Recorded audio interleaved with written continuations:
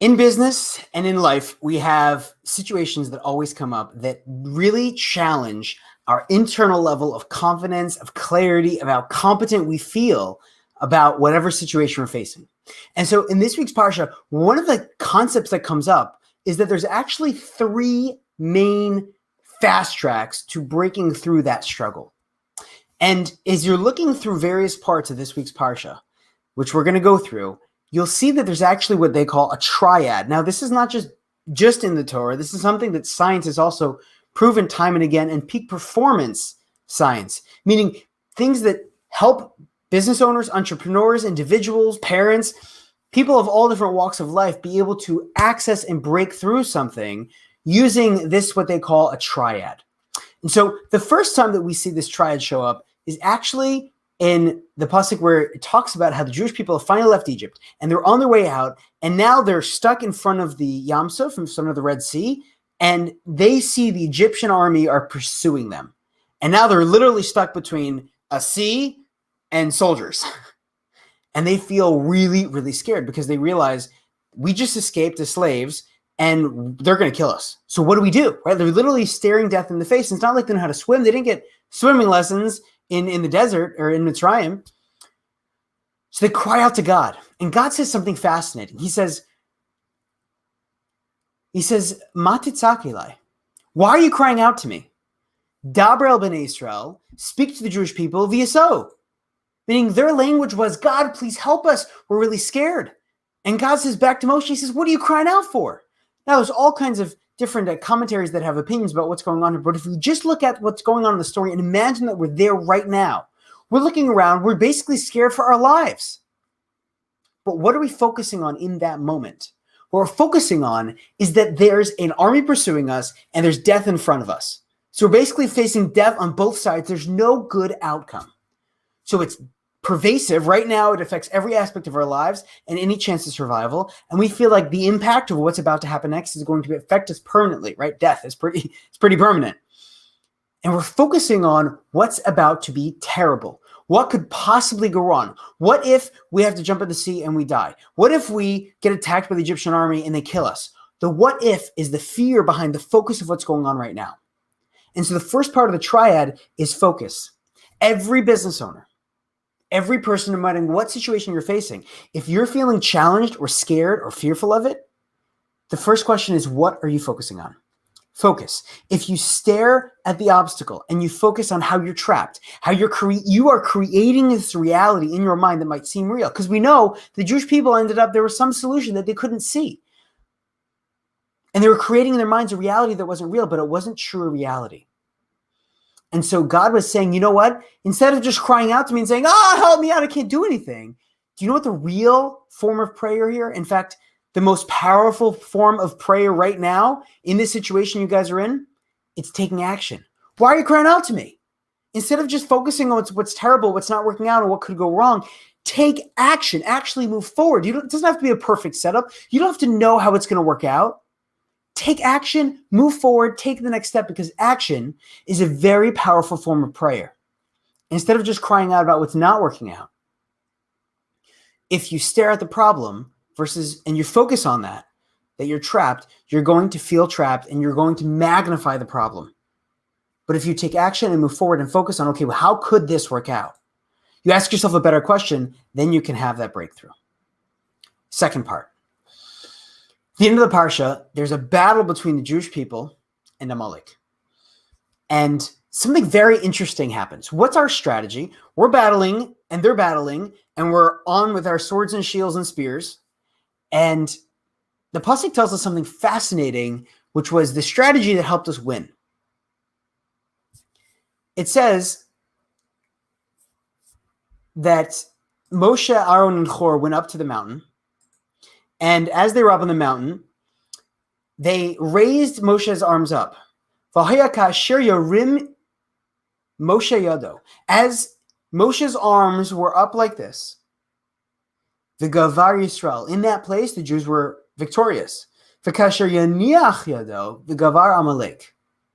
And as he lowered his hands, the 𝗕𝗁 Amalek was winning. Let me ask you a question.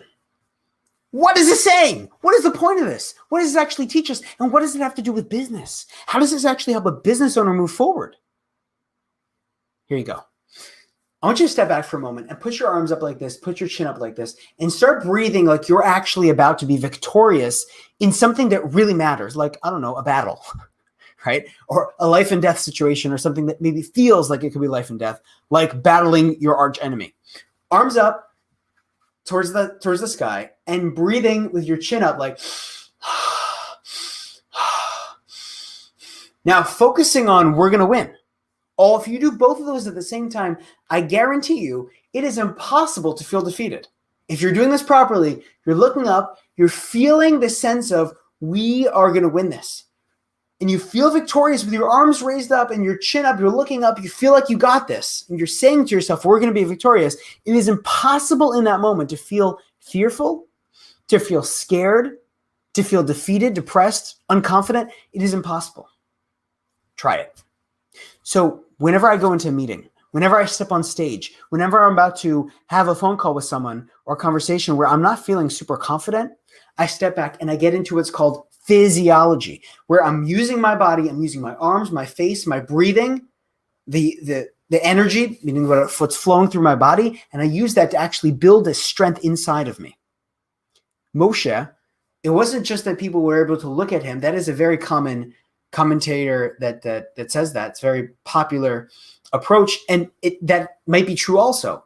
What I'm saying is that when you have this body posture, when you're breathing like this, when your chin is up to the sky, you set yourself up and you send this messaging from your brain to your body that we got this. Is this I'm depressed, I'm fearful, I'm nervous about this posture? If you're in the middle of something and you see that the person that you look up to, your mentor, your boss, your leader of your company is going like this, do you think that you should be scared about the negotiations? Do you think that you should be unconfident about what's going to happen next? Or do you feel, oh, we got this? Physiology is an incredibly powerful tool.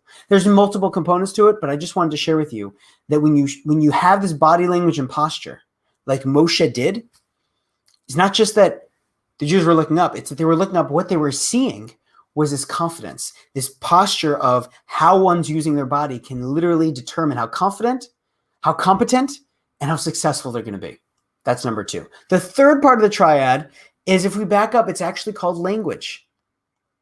Where do we see that language has an impact on how people feel and their ability to overcome a situation and a battle, an internal battle, or maybe even using language as this negotiation tool to be able to help them win, so to speak? We see it in Az Yashir. Az Yashir Moshe u'bnei Yisrael es Ashir Azos. Then, after they were victorious, the Jewish people were no longer fearful of this moment. They were no longer fearful. They were able to see something, and they were able to get on this incredible high. They were literally going down into the ditches as they were heading to the Red Sea, and they were seeing the sea in front of them, and they were scared because their lives were on the line. But then as they're turning the corner, you know how they started going up, up, up, and started feeling more confident and more clear and more energized? They started using words. And it wasn't just using those words and saying them, because you could say, Az Yashir Moshe u'bnei Yisrael es Ashir Azos, and you won't feel that much.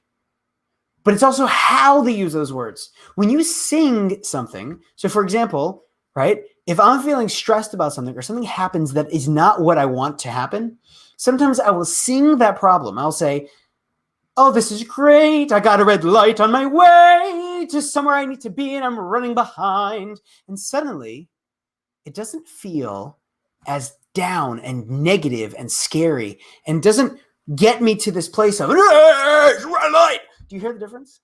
Suddenly, when you sing the problem, when you sing the solution, in the midst of this challenge, you actually can use language to change it. There's multiple ways to use this. So I'm just sharing one example that we see in the Parsha, that Az Yashir is a song that we sing every single day. Every single day. Every single day for Shacharis. When you get stressed, when you're in the middle of something in business where you're trying to influence someone, you're trying to get someone to make changes, and you're not sure how to do it, use changing your words as one of the ways to help you get clarity about what you want, one of the ways to help build this strength, this inner strength against internal battles, singing your frustration, using words of praise can constantly and instantly minimize the frustrations and allow you to ease your mind and get clarity about how to proceed. Focus, physiology, and language. It's the triad, and it's all in this week's Parsha.